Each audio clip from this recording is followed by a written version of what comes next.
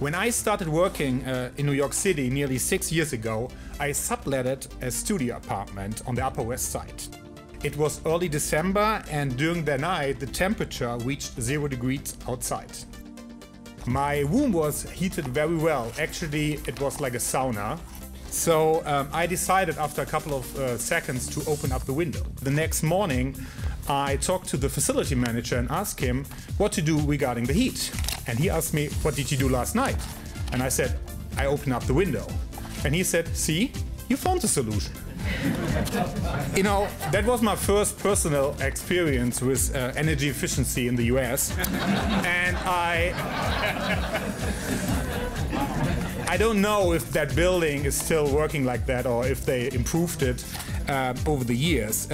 But I know that there are millions of houses in the United States that could be improved with simple solutions, such like a temperature regulation.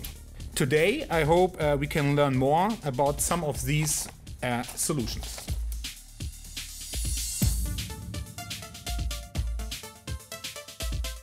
I wanted to show ASU's webpage to show you real-time measurement of our buildings. We have almost all of our newer buildings, all of our renewable on a webpage.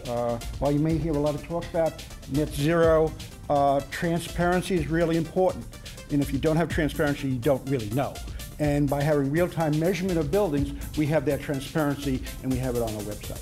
We have, I think, 22 of our campus projects up in real time. You'll see at this moment how much renewable energy we're generating.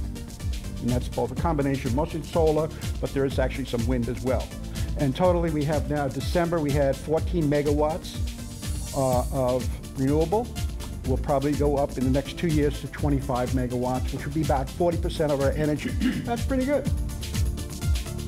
What a pleasure to be here and on the grand opening of what I would call pretty much a futuristic event, especially as far as the general public knows. Some of us work in this every day. I think the education component is what's going to move us forward. What this event really does as consumers is get us to understand, you know, what does our power really, where does it come from? How do we use it? I mean, we flick on our smartphones every day. We use our juicer in the morning. We turn our television on at night. And we can also use less traditional power by taking advantage of these alternative energies, and this is very important. I've heard a lot of people use the term conservation and efficiency as if it's the same thing, and it really isn't. Energy conservation is a way to use or manage your energy wisely, like using your appliance during off-peak periods of time. You're making an effort to use less energy, and that way it benefits all energy users. And energy efficiency is simply using energy efficient products, really.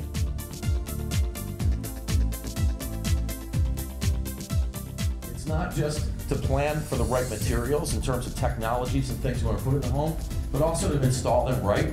And it's not just about having tight construction on my plan. If I ask any home builder in the state of Arizona, they'll tell me that they have insulation in their walls and in their attics and that they're efficient. But some builders actually do a better job at this than others, and a lot of it has to do with the actual as-built performance. So we really focus on make sure you maximize the efficiency of the structure before you think about solar and other on-site generation. Das Haus has really been inspired by two winning entries by German universities in 2007 and 2009 as a part of that solar decathlon, and we hope to continue to create that kind of global outreach and collaboration to help move the sustainability needle even further through collaboration between municipalities, academia, private industry, through bringing people together through examples like that decathlon. So we want this to be the kind of thing that we do to launch even greater collaboration, particularly in this space, so that we can improve the way in which we build our environments all over the world together.